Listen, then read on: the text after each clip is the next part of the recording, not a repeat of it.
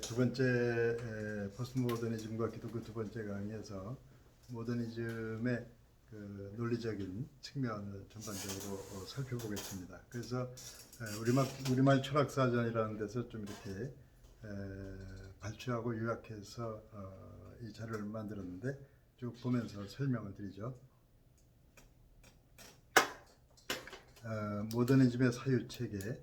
사유체계는 뭐 어렵게 생각하지 말고 사고방식이란 말을 조금 더 크고 넓고 학문적으로 표현했다고 뭐 그렇게 생각하셔서 가면 될 것 같아요.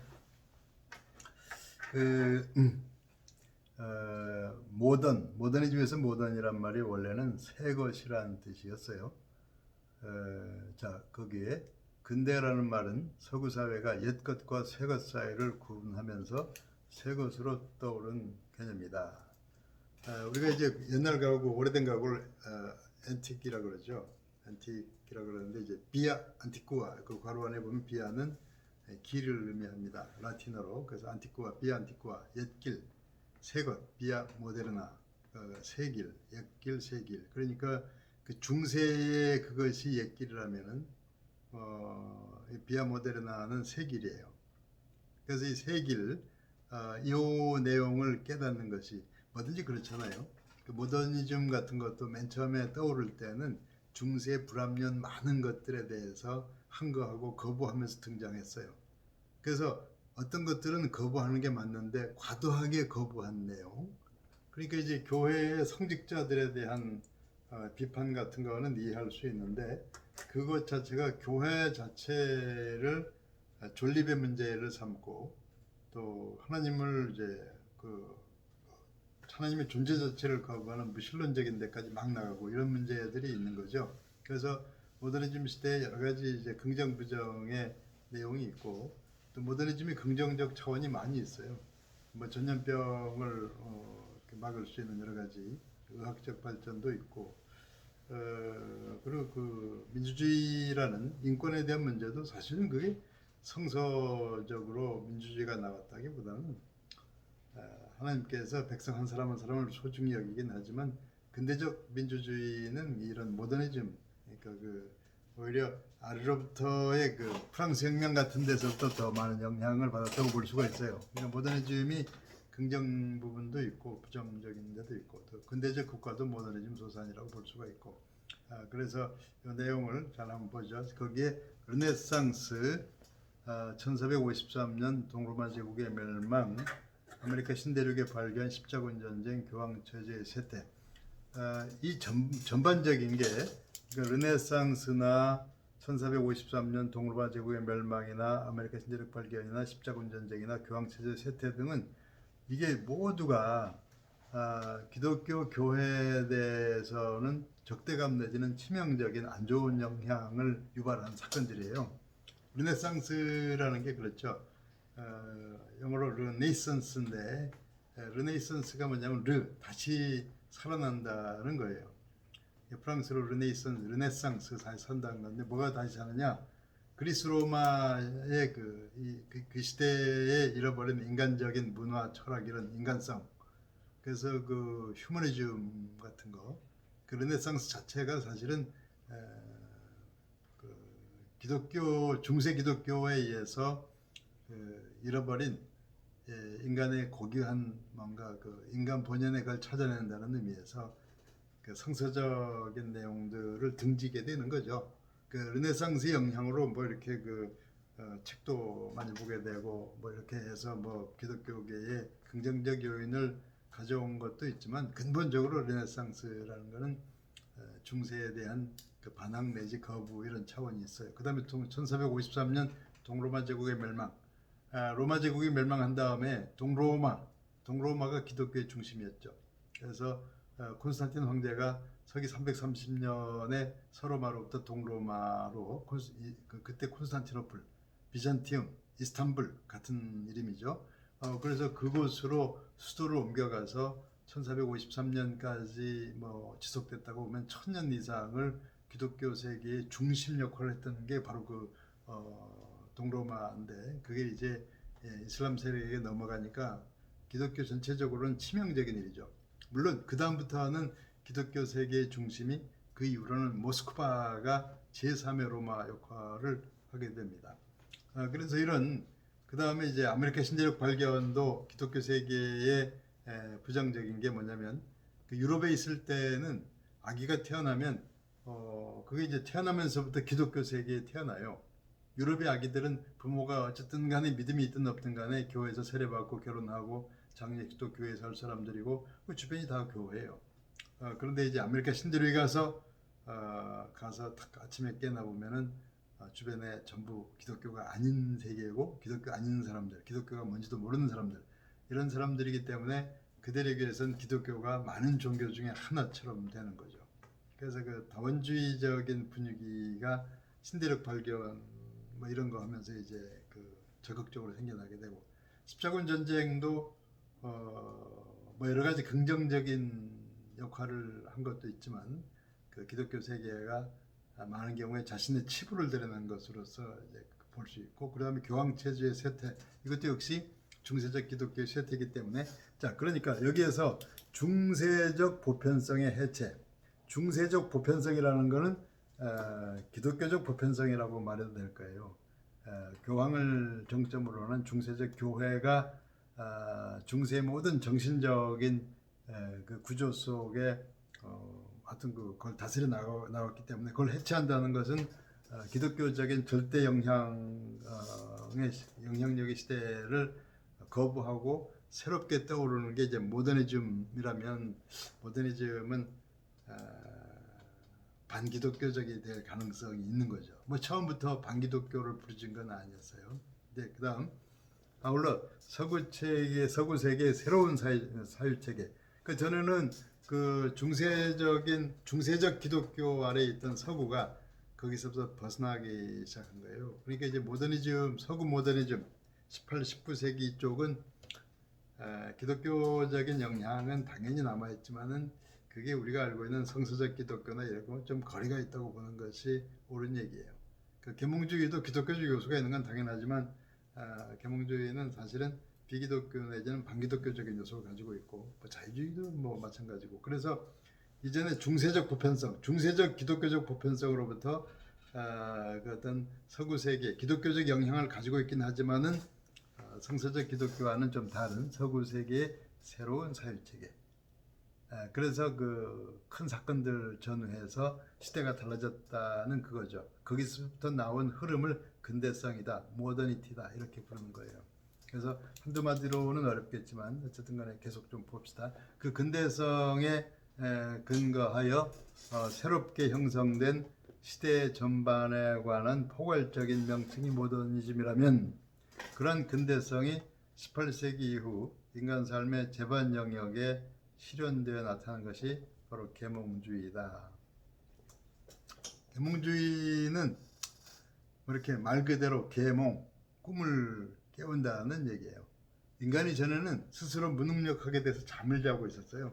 그래서 교회가 시키는 대로, 어두운 성직자가 시키는 대로 그냥 나는 무능력하고 그렇게 해서 잠자고 있었는데, 그 꿈에서 깨어서 다 떨쳐버리고 내가 나의 주인이 되고, 전에는 하나님이 나의 주인이었는데 뭐 그런 식으로 가는 게 이제 계몽주의죠. 그 다음 모더니즘이 새로운 시대의 전반적 흐름을 지칭하는 거라면 보다 더 분명하고 구체적 모습으로 나타난 것이 계몽주의이고, 그러한 시대를 대변하는 신론이 바로 이신론이라는 전제하에 이신론의 삼일체에 대해 논하는 것이 그리 유도하는 바다. 그러니까 이렇게 되면 뭐가 되냐면, 이신론이라는 게 전에 좀 말씀드린 적이 있었는데, 인간의 이성으로 오케이 해야, 그러니까 인간이 판단하는 인간의 이성적 완전성과 신은 같은 존재처럼 돼요. 그러니까 창세전부터 그 완전한 이성의 틀이, 이성적 완전성, 기독교가 있었다고 해서 창조만큼 오래된 기독교 이렇게 얘기하죠. 그러니까 신학적 본문, 신앙의 본문, 모든 것의 진리 본문은 이성적 완전성이에요. 그러니까 이제 그 수학적인 1 더하기 1은 2, 변함없는 인간의 경험과 관련 없이 어디서나 똑같은 그런 이성적 완전성이 그 신처럼 되는 거죠. 그런 이실론. 그러니까 이실론적으로 얘기하면 인간 이성을 통과하지 못하는 것은 말이 안 되는 건 받아들일 수 없어요. 삼위일체 같은 경우는 말이 안 되죠. 이성적 합리성으로 어떻게 셋이 하나가 되고 하나가 셋이 되느냐. 그리고 어떤 한 인간 안에 뭐 신도 있고 인간도 있고 이성적 완전성으로는 받아들일 수 없어요. 그런 거는 그러니까 모더니즘 시대, 자유주의 시대, 계몽주의 시대의 삼위일체는 거론되지 않아요. 그리고 그 모더니즘 시대의 그리스도도 신성과 인성을 가진 게 아니고 그냥 주로 모범적인 아주 윤리적인 인간으로만 취급이 되죠. The moral man Jesus로. 그러니까 이전의 기독교하고는 다르죠. 예수를 말하긴 하지만 인간 차원에서만 얘기를 하게 될 것이고, 그게 이제 그 기독교 세계 영향은 있고 뭐 많은 것들이 기독교적 문화이긴 하지만 성서적 신앙과는 다른 이야기가 되는 거예요. 그러한 모더니즘의 사유체계가 기독교 신학의 통일성에 해당하는 종말론적 삼위일체 신론, 그러니까 종말론이나 삼위일체나 이런 건 이제 거론할 수 없는 얘기가 돼요. 자, 그다음 공동체적 인간으로부터 단독자로. 지금 모더니즘을 얘기하는 거예요. 지금 포스트 모더니즘이 등장해서 모더니즘의 어떤 가치의 일면성이나 통정성을 깨트린 것처럼 이 모더니즘도 중세의 보편성을 깨트리고 나왔단 말이에요. 근데 그 중세 보편성을 깨트리면서 나올 때 주로 기독교적 중세적 보편성을 깨트리고 나왔다면 그런 모더니즘이 인간 이성이 주도적으로 해서 만들어오는 여러 가지 새로운 그 인간 합리적 이성의 기득권적인 아성을 깨트리고 나온 것이 포스트 모더니즘이 되는 거죠. 그래서 우리가 생각할 때는 그 중세적 보편성, 기독교적 보편성을 깨트리고 나온 모더니즘을 다시 저항해서 새로운 길을 여는 거라면 기독교로 돌아갈 것인가 생각을 할 수가 있는데 그런 건 아니에요. 그런 건 아니고 그래서 다시 기독교로 돌아가는 길 같은 것을 찾아보려는 것이 그 포스트 모더니즘과 기독교라는 과목이 좀 이제 그쪽으로 좀 봐야 되는 방향이고, 어쨌든 지금 왜냐하면 우리는 그 모더니즘은 어떻게 해서 중세적 보편성을 깨트리고 나왔나, 그런 모더니즘을 또 포스트 모더니즘은 어떻게 거부하고 저항하고 있나, 이런 걸 이제 보려는 의도에서 우리가 이제 모더니즘을 보는 거죠. 초기에 어떻게 중세적 보편성을 거부하고 저항하면서 나왔는지. 자, 공동체적 인간으로부터 단독자로. 서구의 근대가 지닌 특징적 사유체계는 개체의 발견이라는 맥락에서 올바로 이해될 수 있는데, 개체의 발견은 이미 종교개혁의 흐름 속에서 새로운 신앙체의 기반으로 작용하기 시작했다. 개체의 발견. 개체의 발견이라는 거, 이런 게 있어요. 사람이 자신도 모르게 자라는 과정에서 그 개체가 발견되는, 자기도 모르게 발견되는 순간이 있는데, 그 아이들이 자라다가 어느 순간에 누군가를 짝사랑하게 돼요. 좋아하게 돼요. 그렇게 되면 말이죠. 이전에는 엄마, 아빠, 가족,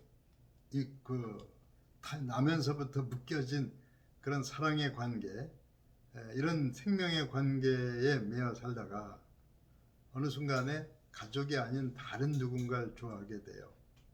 그게 보이지 않는 새로운 관계. 그런데 그 누군가를 좋아하게 되면 이전에 가지고 있던 그거보다 느껴보지 못한 새로운 세계를 향해서 이렇게 눈을 돌리게 되고 새로운 자의식이 생기고, 거기에서 내가 누굴 좋아한다 하는 그 인디비듀얼 차원의 의식이 생기기 시작하죠.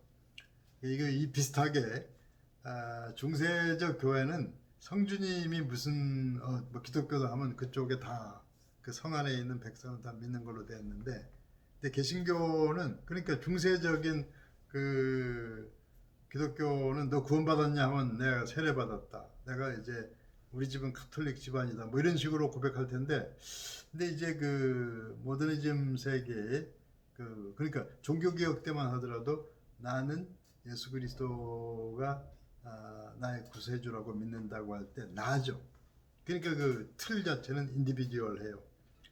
그래서 그러면서 그렇다고 해서 그 나가 어떤 공동체를 벗어난 나는 아니지만 이런 그 공동체로부터 생각하던 사고방식으로부터 그 하나님 앞에서 단독자로 생각하는 사고방식으로 이렇게 나오면서 그 공동체가 먼저인 것으로부터 어떤 개별자가 먼저인 쪽으로 이렇게 방향이 바뀌죠. 그러면 살아있는 것들은 잘 생각하면 전부 그 관계 속에 있습니다. 예를 들면 그 아주 복잡해져서 어려울 때 나만 사라지면 다 될 게 아니냐 해서 나만 죽으면 다 될 거 아니냐 해서 만일의 경우에 어떤 사람이 극단적인 선택을 했을 때 나만 죽으면 됐냐? 하면 그건 아니죠. 나머지 가족도 전부 인생이 어렵게 되죠. 그 철저하게 관계 속에 있어요. 그 모든 사람이 그 이름 자체가 관계 속에 있는 이름이에요. 누구의 아들, 누구의 형, 누구의 엄마, 누구의 아빠, 어느 교회 목사, 전부 관계 속에 있는 이름이에요. 근데 우리가 이제 그 관계 속에 좋을 때는 그 관계가 좋을 때는 전부 행복이 관계로부터 오죠. 근데 이제 어떤 분노할 때 내가 분노한다, 아니면 누굴 미워한다, 절망한다 할 때 상당히 주체의식이 강해지는 걸 알 수 있습니다. 독재자, 내가 다스려야 된다. 그렇죠? 근데 독재를 할 필요가 없을 때는 관계 속으로 들어가고 싶어요. 그래서 이제 공동체적 인간과 단독자로부터 이런 그 구분, 그 개체 위주, 단독자 위주, 물질도 그렇죠. 물질은 그 한 분자, 입자로부터 이제 축적되고 이렇게 서로 어떤 접착력에 의해서 큰 물건이 되어 간다고 볼 때 그 인간 살아있는 것들은 그렇지 않아요. 예를 들면 수많은 입자를 붙여놓는다고 해서 살아있는 인간이라는 거 아니죠. 그래서 관계가 먼저냐 입자가 먼저냐 그런 게 있는데 살아있는 것들은 관계가 먼저라고 봐야 돼요. 뭐 하나님께서도 하나님과의 관계에서 인간을 만드신 거지 그 하나하나 돌아다니는 것들 데려다가 너 나의 백성 되라 이런 식으로 한 건 아니란 말이죠. 자, 거기에 개체의 발견은 이미 종교개혁 흐름 속에서 새로운 신앙체계 기반으로 작용하기 시작했다. 종교개혁의 신앙과 신학이 공동체직이며 교회 이런 말에 이루어졌지만 중세적 보편신앙으로부터 새로운 흐름으로 나가는 통로 역할을 하게 되었다. 종교개혁을 통하여 부각된 신비주의와 내면화된 신앙. 그 내면화된 신앙은 개인의 내면이 되는 거기 때문에 그 중세적, 그러니까 그 좀 극단적인 표현으로 얘기하면 그 단체로 군대 가듯이 신앙생활하는 것이 캐톨릭이라면 하나 한 사람이 각자 지원해서 결단에 의해서 개별적 신앙에 의해서 되는 건 이제 그 중세적 보편성 이후 시대고, 그것이 신앙 없이 개별자로 나가서 그 이성을 앞세운 자기 머리를 앞세우는 그런 것은 이제 모더니즘이 되는 거죠. 과학과 어떤 그 이후 시대. 자, 중세적 보편성으로부터 근대적 개체성으로 나아가는 과정적 역할을 했다. 종교개혁이 그랬다는 거예요. 저기 종교개혁을 비판적으로 보면은 그 공동체로부터 개체성으로 나아가는 그 중간 과정을 역할을 했다. 물론 종교개혁 자체도 공동체를 지향하긴 하지만, 그래서 로마 캐톨릭에서 볼 때 전통적 권위적 공동체는 그 종교개혁을 정주하게 되죠. 그다음 중세적 인간은 공동체와의 관계 속에서 자신을 이해했으며 자신을 타자와 전적으로 구별된 단독자로 간주하지 못했다. 그런 중세적 공동체적 인간 이해는 근대에 들어서면서 개체 인간에 대한 자각으로 변하게 된다. 중세적 보편 질서는 조금 전에 나온 대로 그 교회에 속해 있었고 공동체적이었고, 그리고 어쨌든 간에 그 신앙과 신학과 이런 모든 것들이 진리의 토대라고 봤는데, 모더니즘 시대로 오면서 진리의 토대는 과학 같은 것들이 들어서게 되죠. 그러니까 이제 진리의 토대, 과학의 주체는 인간이기 때문에 그 모든 진리의 토대에 인간이 있고, 인간의 이성적인 완전성을 통과해야 진리인지 아닌지 합격증을 받을 수가 있어요. 그러니까 신앙과 신학도 과학과 이성적인 시험 과정을 통과해야 되는 거죠. 그러니까 전에는 하나님이 주인이라고 인정하면서 믿음 없든 간에 그 교회적 가르침 같은 것들이 세상을 지배하는 진리의 토대였다면, 이제는 그 과학적인 논증, 이성의 합리적인 완전성, 이런 것들이 그 보좌를 차지하게 돼요. 신앙과 신학도 여기 통과하지 못하면 그건 미신이나 무속이나 뭐 이렇다 뭐 이런 식으로 막 가게 되죠. 물론 시대 전반이 그랬던 건 아니고 가면서 아주 심했을 때는 그렇게까지 갔다는 그런 말씀인데, 자, 그 다음에 공동체 구성원이라는 의식에 근거한 정체성, 공동체 구성원이라는 의식, 그 다음에 근원적으로 개체로 구별되는 단독자라는 정체성으로 변해간 것이다. 그런 개체로서의 자의식은 개체로서의 자의식. 그 안에 보면 젤프스트는 영어로 셀프를 말해요. 그래서 자신을 셀프로 알게 됐다. 베브스트 자인. 이것은 영어로 말하면 be known. know가 이제 알다인데 그것이 이제 수동형으로 되어서 be known. 그 젤프스 be known. 셀프로 알려진 그런 의식. 나는 이제 개별자다 말이죠. 그래서 이제 요거를 이제 좀 비유적으로 설명을 한다면, 만일에 좀 좋은 비유는 아닌데, 어릴 때는 뭐 엄마 아빠 가족 제일인 줄 알았는데, 만일에 그 가족의 아버지가 재벌 비슷해서 돈 많이 가진 사람이면은 나이가 들어가면서 그 형제 사이에 암투가 벌어질 거예요. 누가 더 많이 가지냐 뭐 해서 형제 사이에 오히려 적대감 내지는 보통 이웃보다 못하죠. 이제 그래서 그러면 이제 거긴 그 물질에 의해서 각기 마인드가 쪼개져서 인디비듀얼이 돼요. 그러니까 이제 원래는 공동체적 구성원이라는 자의식을 가졌는데 좀 지나면서 이런 개별적인 거기서부터 생각하게 되는. 그래서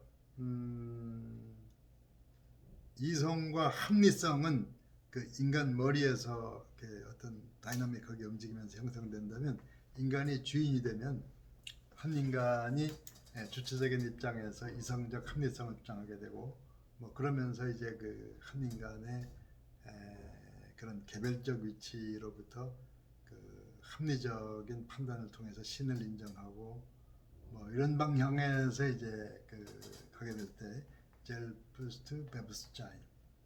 그래서 저는 이제 공동체적인 존재가 이제는 개체로서의 자의식.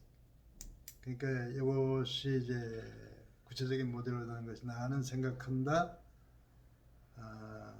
그런 거로 나는 존재한다. 데카르트의 그 아주 유명한 명제죠. 그래서 나는 생각한다. 생각하는 자의 모든 생각하는 과정, 의심하는 과정, 합리적인 생각을 다 통과하면 진리가 될 수 있어요. 그러니까 나는 생각하는 인간 자체가 시험관이고 주어고 모든 걸 결정하는 결정권자가 돼요. 저는 하나님과 교회와 성서적 가르침인데, 이제는 이런 젤프스 베브스차인이 절대권자가 되는 거죠. 자, 그렇다고 해서 이런 사고방식이 중세를 다 장악했다고 보기는 어렵지만, 그렇지만 학문적인 방향이라든가 또 어떤 이 세속적인 흐름이 절정에 달했을 때는 교회와 성직은 숨을 죽여야 했고, 이런 식의 이런 학문적 방향이 중세의 모든 학문에 있어서 그 학문적 진리로 여겨지면서 그 자체가 하나님을 떠나는 세계가 되죠. 그래서 이제 성서적인 많은 것을 활용하고 그런 이름을 가지고 있으면서도 사실상 하나님을 떠난 세계가 되는 그런 게 돼요. 자, 그 다음 중세의 존재론부터 인식론적 주체로. 이 존재론이라는 것은 그런 얘기예요. 철학적으로 따져서 규정하는 형이상학을 존재론이라 그래요. 그래서 중세적 존재론이라는 것은 성경에 이런 이야기가 나왔기 때문에 그것에 근거해서 생각하면 이렇게 된다. 그래서 철학적인 추론, 중세적인 철학적 추론 내지 신학적 추론, 성경에 나와 있는 걸 연역적으로 쭉 해가는 이런 건데, 인식론적 주체는 뭐냐면, 그러니까 중세적 존재론으로부터 인간을 얘기하게 되면은 성경에는 이렇게 나와 있으므로 인간은 하나님을 떠난 죄인이요.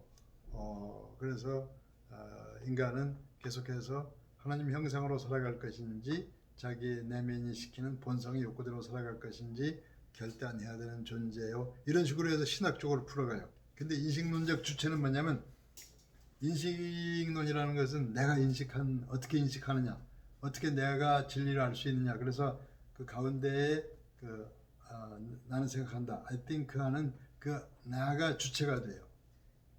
그래서 중세적 존재론은 하나님께서 이렇게 하셨다, 성서적 진리 이렇다 해서 하나님과 성경이 주체가 되는데, 인식론적 주체는 인식하는 인간을 주체로 놓기 때문에 얘기가 달라져요. 그래서 중세는 학문적인 관심이 주로 성서가 뭐라고 얘기하느냐, 중세적 존재론, 우리가 보통 신학할 때도 주로 그거예요. 근데 인식론적 주체와 관련된 학문으로 많이 바뀌게 되죠. 학문의 방향 자체가, 학문적 관심 자체가 달라지게 돼요. 자, 그거 봅시다. 중세적 보편성이 계시와 신학에 관한 것이라면, 근대적 보편성은 개체로서의 자의식을 가진 인간의 합리성. 그러니까 근대적 보편성은 근대의 모든 걸 결정하는 어떤 그 학문적인 흐름의 중심은 개체로서의 자의식을 가진 인간의 합리성이 결정을 해요. 중세 근대적 보편성은 그 어떤 권한을 가진 학문적 힘이 뭐냐면은 그 개체인 인간의 합리성. 그런데 중세는 계시와 신학, 중세를 지배하던 보편성, 그렇게 되고, 중세적 이성이 신적인 이성이요, 보편적 이성이라면, 여러분들 그 이성이라고 해서 똑같은 이성은 아니에요. 예를 들어서 이제 그 거듭난 이성, 그것은 신앙적 이성을 의미합니다. 근데 무신론적 이성도 이성이죠. 그래서 그 모더니즘의 이성은 그 하나님을 거부하거나 모르는 이성, 맨 인간의 이성이기 때문에 이성이란 말도 똑같은 말은 아닙니다. 그래서 인식론적 주체의 이성과 중세적 어떤 보편적 차원에서의 이성은 얘기가 달라요. 조금 더 봅시다. 근대의 이성은 개체로서 자신 안에 기준을 지닌 주체인 인간의 이성으로 이해되는 것이다. 인간이 자신을 주체로 인식한다는 것이 근대성의 존재론적 원리다. 근대란 어떤 시대냐면 인간이 자신을 주체라고 생각해요. 자신을 주체라고 생각하면 하나님은 객체가 돼요. 전에는 하나님이 주체가 돼서 성경 말씀을 통해서 너는 하나님을 떠난 죄인이다, 하나님께서 예수 그리스도를 보내서 너를 구원하려 하신다, 계속해서 하나님을 주체로 만드는 게 전통적 신학이죠. 그런데 이제 근대에는 인간이 자신을 주체로 인식해요. 그러니까 인간의 합리적인 완전성을 통과하지 못하면 성서적인 내용도 걸러지게 돼요. 어떻게 그 물 위로 걸어다닐 수 있냐, 어떻게 죽은 자가 살아날 수 있냐, 이것은 이성적 합리성, 과학적인 합리성을 통과하지 못하기 때문에 그것은 어떻게 성서 쓰던 사람들이 어쩌다가 덧붙였거나 뭔가를 강조하기 위해서 뭐 이렇게 좀 미신 같은 걸 끄집어들인 게 아니냐, 이런 식으로 이제 얘기를 하게 되는 것이 이제 비평학인데, 좀 지나친 비평학적인 내용인데, 그 다음에 거기 따라서 근대 정신은 판단 기준과 인식 근거의 정당성에 관계된 문제, 그러니까 판단 기준, 인식 근거의 정당성, 이런 것들이 전부 근대 인식론적 문제가 돼요. 그런 맥락에서 신학적 존재론으로부터 정체성을 부여받던 중세적 공동체적 인간의 정체성은 근대에 들어서 인식론적 주체 개념으로 전환된다. 근대에서 인식론적 주체가 된 인간은 하나님을 주체로서 인식하죠. 인간이 주체로서 하나님을 인식하면 하나님은 객체로서 인식당하고 판단당해야 돼요. 그러니까 이제 얘기가 달라진 거죠. 그게 모더니즘은 가운데 인간이 있어요. 중세는 제대로 했든 말든 가운데 하나님을 모시고 그 밑에 교회와 성직들이 또 뭐 어두운 일을 하는 바람에 하나님에 대한 내용까지 흐려진 게 이제 중세 말기라면, 근대에서는 다 몰아내고 가운데서 인간이 탁 자리 잡고 있어요. 그 전에는 자연과도 뭐 같이 공존하고 동고동락했다면 이제는 자연도 내 밑에 와서 내가 재단해서 뭐 제거할 건 제거하고 아파트 질 건 아파트 지고 활용 뭐 이런 식으로 해서 제가 뭐 건축하고 뭐 이렇게 자연을 착취도 하고 인간의 주인이에요. 그러니까 이제 그 인식론적인 그 주체 개념, 그 인간이 이제 그렇게 해서 인간의 이성이 추구하는 이성적 완전성, 가치의 일면성, 이성이 판단하는 바 절대 진리, 이런 것들이 이제 포스트 모더니즘 시대에 오면은 그런 것들이 거부당하게 되는데, 그렇다고 해서 그 거부가 중세적인 신앙으로 돌아간 게 아니라는 거죠. 다른 곳으로 어찌 보면 더 길을 잃어가는데, 거기에서 모더니즘에도 긍정적인 요소가 남아있죠. 당연히 남아있고, 포스트 모던도 반항하는 데에도 타당하는 게 있어요. 그렇지만은 더 길 잃는 부분에 대해서는 기독교적인 방향으로 이렇게 해서 그 모더니즘 시대의 기독교를 추구한다는 것은 그런 의미에서 이제 모더니즘 시대의 긍정적인 요소, 부정적인 요소를 분별해내고, 포스트 모던 시대의 어떤 정당한 그런 반항적인 요소에 대해서도 긍정하는 일면, 또 그들이 이제 과도하게 나간 면에 대해서도 우리가 파악해내서 전통적인 초대교로부터 이어온 그런 신앙과 신학의 방향을 재삼 확인해서 우리가 바른 길을 찾자는 것이 어쨌든 이 시간이 해내야 될 일이에요. 간단한 일은 아니지만 어쨌든 간에 시도는 해야 될 일이죠. 그래서 이런 작업을 몇 번 더 하는 사이에 조금씩 깨달아지면 좋겠어요. 그래서 여러분들이 과제는 말이죠. 과제는 오늘 강의한 그것을 일단은 손으로 핸드라이팅을 해서 일단 가지고 계시면 그것을 이제 제가 제출할 수 있는 누가 모아서 한 번에 절 주시든가 그런 걸 하도록 하고, 그리고 이제 69쪽까지를 봤는데 그 70쪽부터 70쪽부터 77쪽까지 거기에 보면은 연극과 그 소설에 대해서 나와 있기 때문에 그것은 비교적 어렵지 않을 거라고 생각이 됩니다. 그것을 읽고서 준비하시면 다음 시간에는 여러분들이 이미 좀 알고 있다는 전제하에 그 강의를 그렇게 진행하도록 하겠습니다. 그러니까 이 시간의 과제는 그 두 번째 강의의 내용을 핸드라이팅해서 금방 제출할 방법은 여러분들을 이렇게 카톡을 통해서 말씀을 드릴게요. 오늘은 두 가지를 하죠. 수고하셨습니다.